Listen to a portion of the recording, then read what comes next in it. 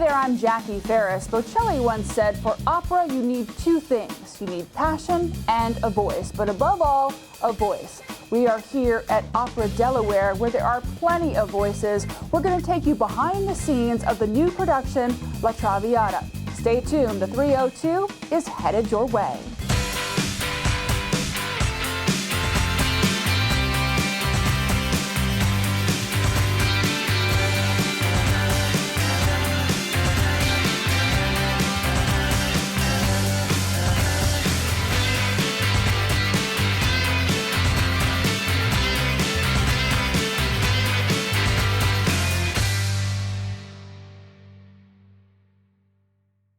The great opera singer Maria Callas once said that opera begins long before the curtain goes up and it ends long after the curtain goes down.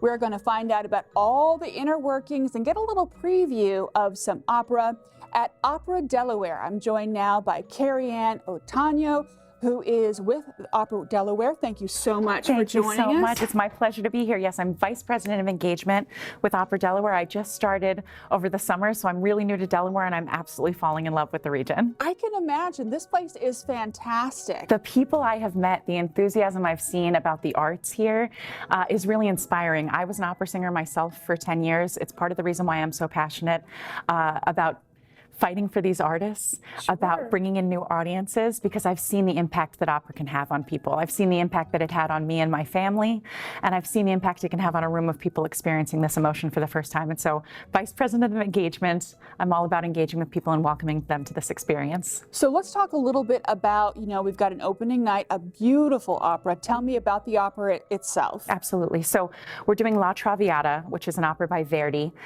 It shares the same story. It inspired Pretty Woman and Moulin Rouge, right? So what I think a lot of times people hesitate to come to the opera because they think, I won't understand the story, I don't know what to wear, I don't know when to clap, I'm gonna look foolish.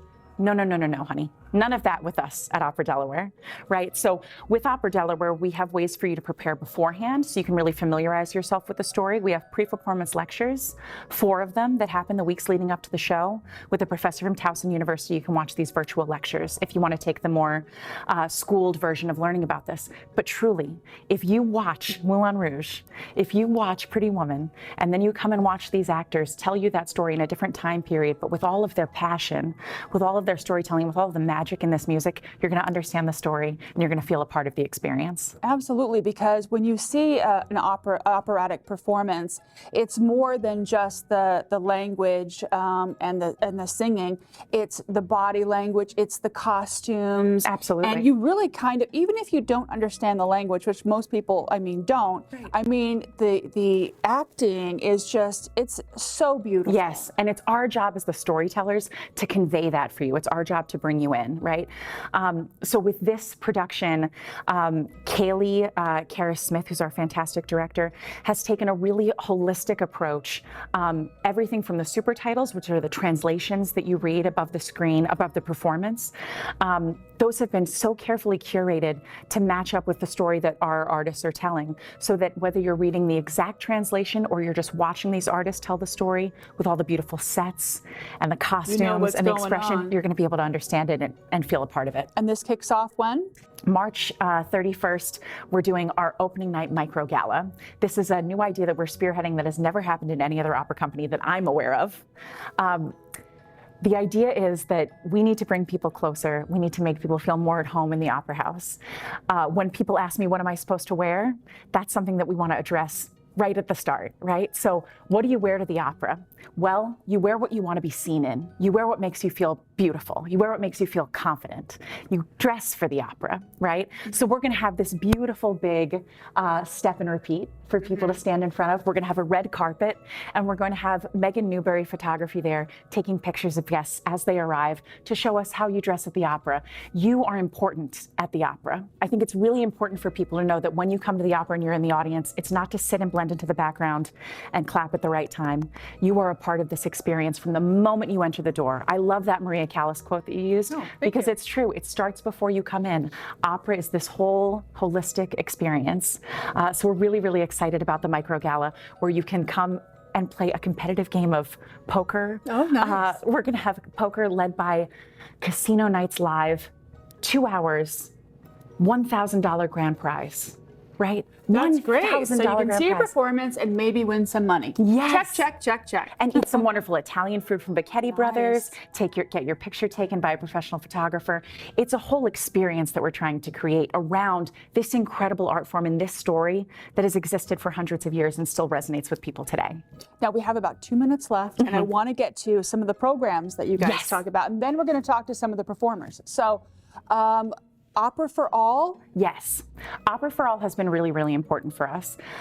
What we're trying to do with Opera Delaware is create a space where audiences and artists can really come together and share in what I think is one of the most important experiences ever, which is just creating art together in the space. Opera happens live in the moment.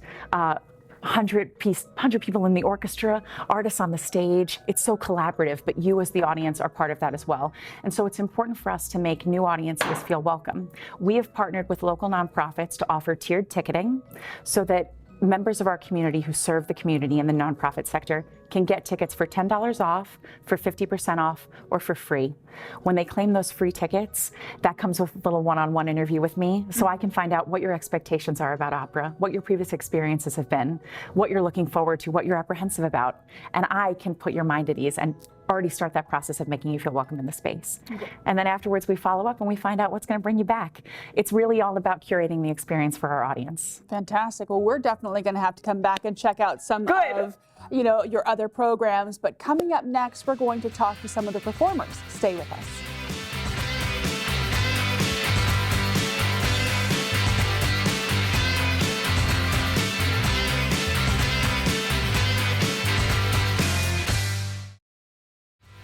I'm Brenton Grom. I'm the director of the Reed House and Gardens, and we love having the 302 here in the center of history, Old Newcastle.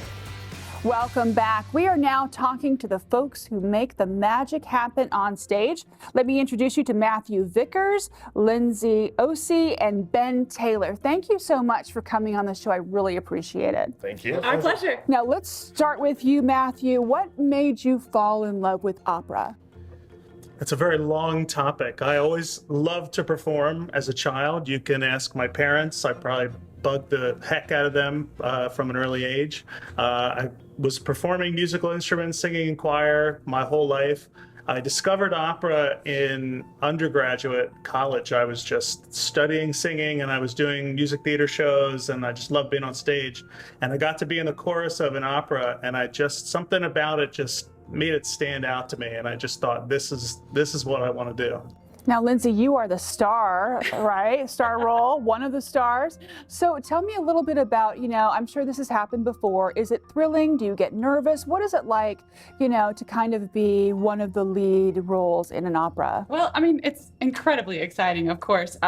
So yes, she is technically the lead. She's the title character. She is the Traviata. But I'm really lucky that I have two amazing co-stars. And my favorite part of being in an opera is just telling the story. And so as the star, instead of getting nervous about, oh, there's the pressure, no, you get to tell the story and you get to act and be this person and share all of this emotional stuff with the audience, and it's thrilling.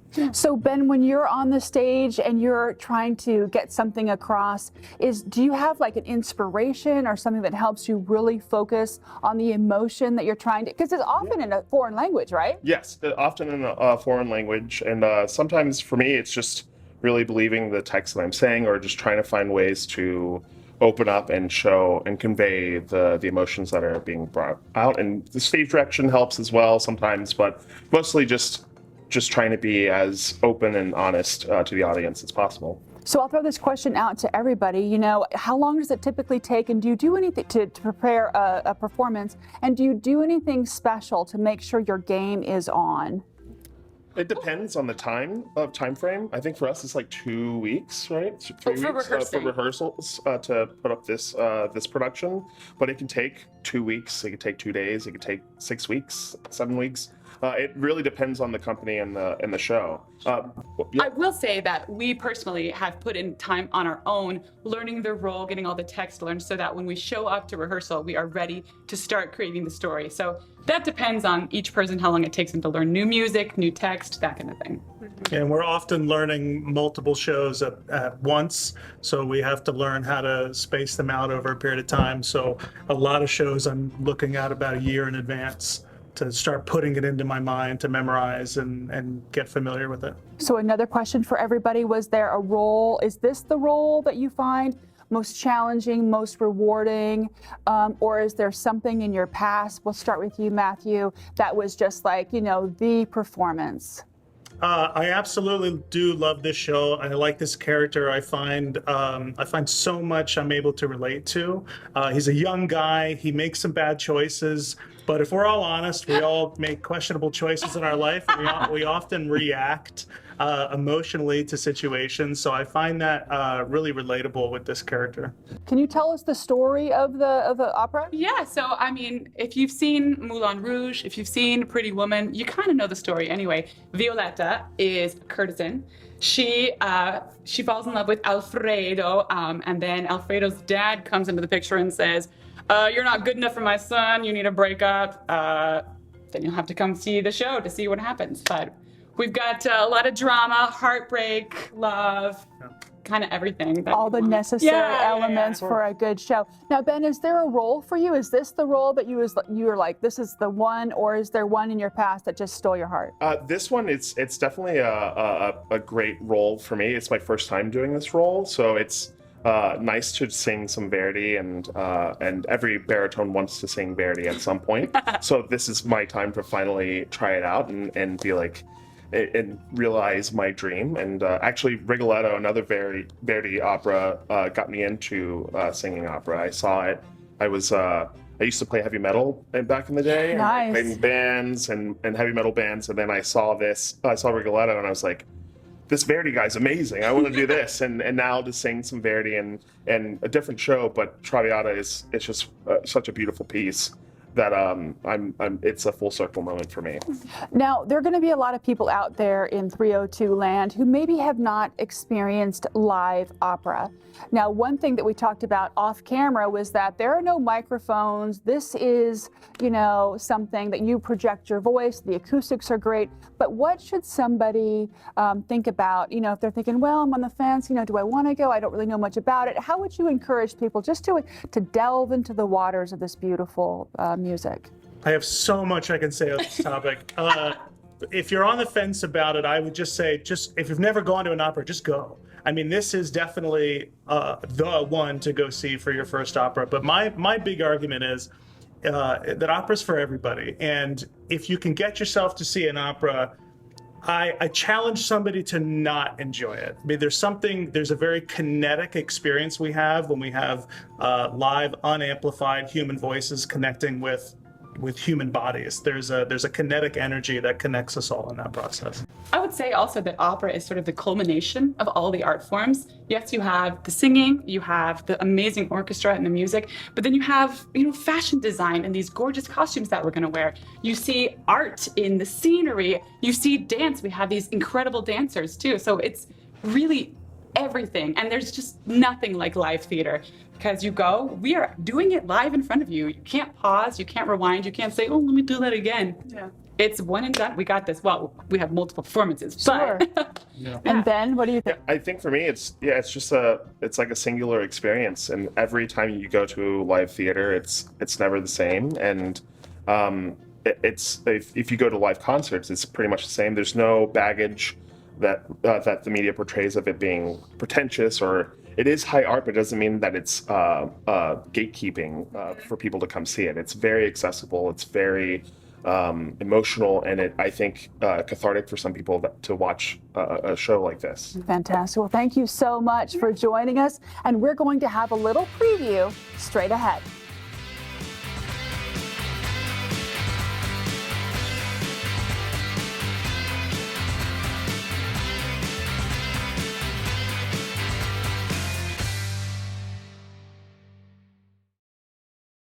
Hi, my name is Halsey Spruance, and I'm the director of the Delaware Museum of Nature and Science. We love exploring with 302.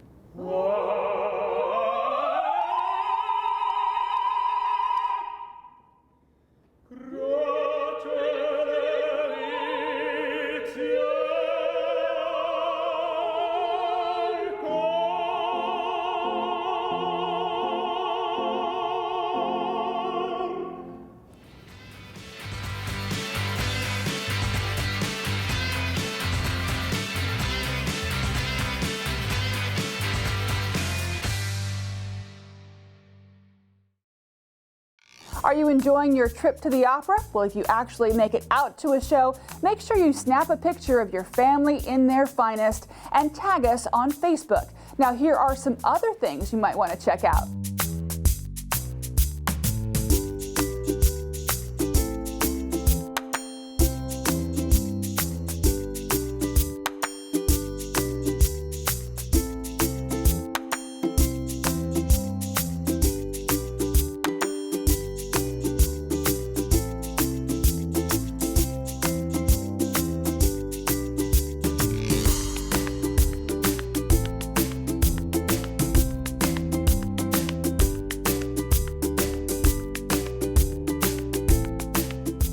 For more information on Opera Delaware, visit operade.org. That'll do it for this week's episode of The 302. Make sure you follow us on Facebook for behind the scenes and extra content. We're going to leave you now with Sunset on the Del Mar Bridge. Until next time, I'm Jackie Ferris. Tell them you saw it on The 302.